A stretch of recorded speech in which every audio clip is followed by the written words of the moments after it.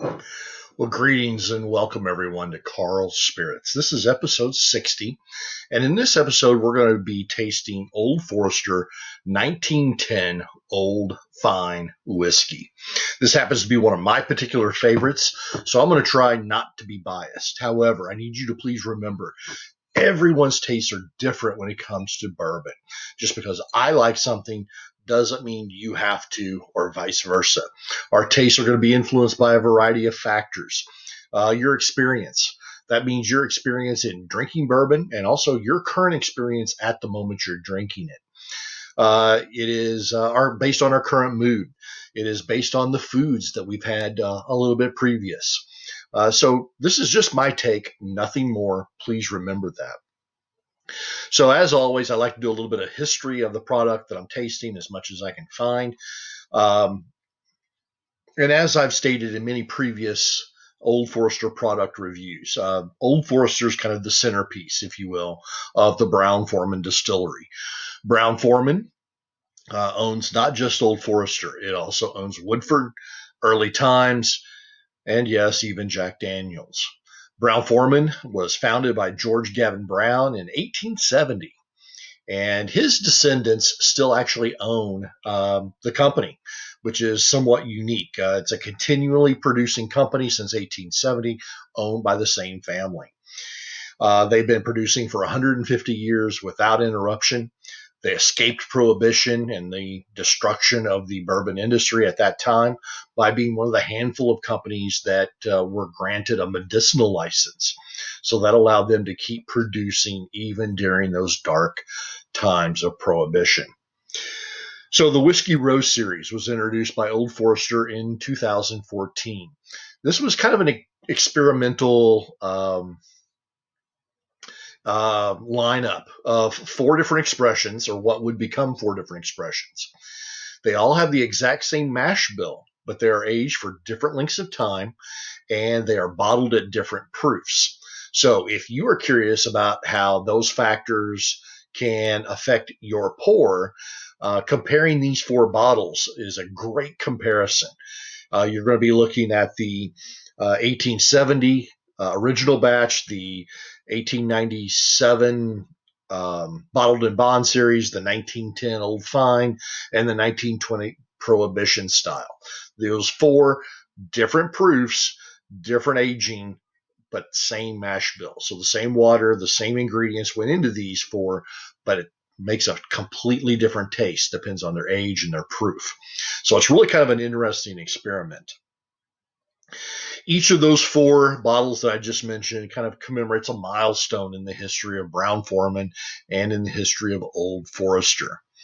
The 1910 specifically commemorates a fire that broke out on the bottling line in, you guessed it, 1910 at Old Forester in Louisville. So this is really going to affect the bottling of the product. This fire pretty well wiped out the bottling line, and it would for several months. However, the problem was there was already mature whiskey in a holding vat that fed into that line. And so to save that product, they went ahead and drained that vat into new charred oak barrels for storage. And this became the first documented case of what we now call double barreling in the bourbon world. And this second bottling really gave a deep flavor profile to the product. Now you can find double barreling in lots of different expressions. Woodford, another Brown-Forman product, uses a double oaked expression. There's lots of different ones. Now, of course, they're going into wine barrels and beer barrels and sherries and ports and all kinds of different double barrel expressions to try to give a different taste to someone's product. But Old Forester and Brown-Forman were the first with the 1910 Old Fine Whiskey. So let's get into this particular product a little bit deeper. First of all, like I said, it uses the same mash bill of all Brown-Forman products, all the Old Foresters, the Woodfords. The mash bill is the same, 72% corn, 18% rye, 10% malted barley. So some could say this is a little higher rye expression than most at 18%. But really on this particular drink, I don't find the rye to be that expressive. The double barreling expression really kind of takes that rye out of the equation. It's unknown what the age is of this particular drink. It's not stated. Probably, though, from what I could gather from the reaches of the internet, maybe 5 to 6 years, and I could be wrong on that. But it is barreled in a number 4 char, so that's a heavy char. And then they dump it, and then it's barreled in a heavily charred barrel. And according to the notes from the company, it's almost to the point of incineration. So we're probably looking at what would be called a number 5 or 6 char. So way beyond a minute in the charring process here. It is stored in these heavily charred barrels for about 6 to 9 months, and then is bottled at 93 proof. 93 proof. So in the glass, and I know you never can see, but guys, trust me on this, is a nice, deep, dark amber. It's almost like when you pour a Coca-Cola into a glass without ice and let it set for a couple hours. The darkness kind of dissipates and you get that light color in it. That's what you're kind of getting here. It has very thick, sticky legs. And I would assume that would mean this is a higher proof than what you see. But again, it's only a 93 proofer.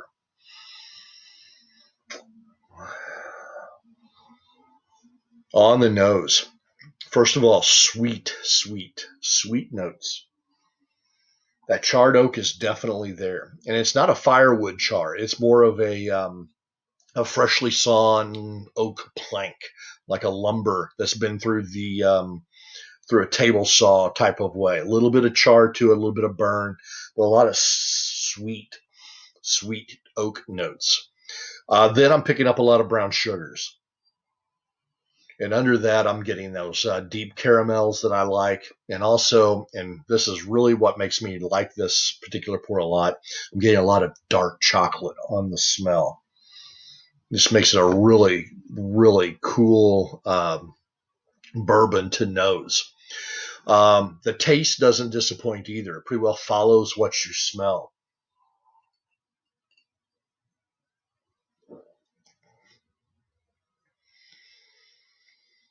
You get those caramelized brown sugars, a lot of butterscotch and vanilla. And I would almost call this a creme brulee type of taste. And then it's got that deep dark chocolate on it. And I mean dark chocolate. I don't mean milk chocolate. It's a dark chocolate. It's a little on the bitter side sometimes, but it's still really, really pleasing.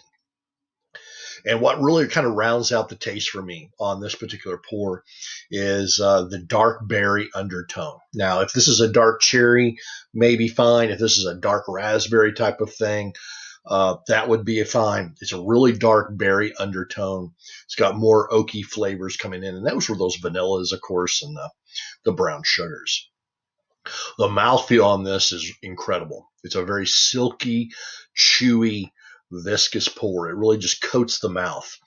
I think I used the word silky already, and that's really what I get here. There's not a lot of bite to this. You get a little burn on the edges of your tongue, on those taste buds, but otherwise it's a very silky feel in the mouth.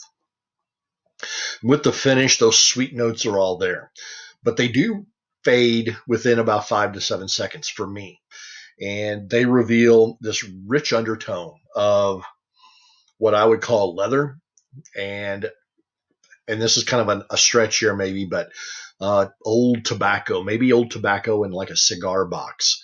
The oak is there, and that should be expected, but you get those rich leathers and cigar tastes as well. And again, there's heat here, or warmth rather, but not heat, if that makes sense. So my takeaway here, I really enjoy this particular bourbon. It hits most of those boxes I look for on my taste profile. I love the deep oak flavors. A lot of people don't, but I particularly enjoy those oaky notes. I love that chocolate flavor on this particular bourbon. I like the leather and the cigar flavors. And really, drinking this, it reminds me almost as a dessert type beverage. This would be a bourbon I could drink after a dinner. and not be disappointed if I skipped on the cake or the pie or whatever. This would be my dessert. Really, really a real great, rich bourbon for that. At around $55, this is not quite an everyday sipper for most of us, especially not for me. But I think it's still affordable. And I think it's worth the price of a bottle if you can find it. And up until about 6 to 9 months ago in my immediate area, this was a kind of scarce bottle. You had to be at the right place at the right time. However, production has stepped up. This has become a more common to find bottle. And now you can find it in several local locations. So overall, what am I going to rate this? For its price, which I'm calling reasonable for a bottle, its availability for the what I think is an awesome taste, I'm going to give this 4.5 Karl stars. Now, some may not like that over oaked flavor of the 1910. I happen to really enjoy that. That's why I'm giving it 4.5. I'm not giving it more because I know there are some people out there who enjoy it. For my money, this is actually really close to a 5. But I'm going to give it 4.5 for the official rating purposes because I know it's not for everyone. But that rich chocolatey oak dark fruit flavor, if this is one you want to try yourself, this is a bottle you want to pick up. Old Forester 1910 Old Fine Whiskey. As always, guys, stay safe, peace, and happy pours.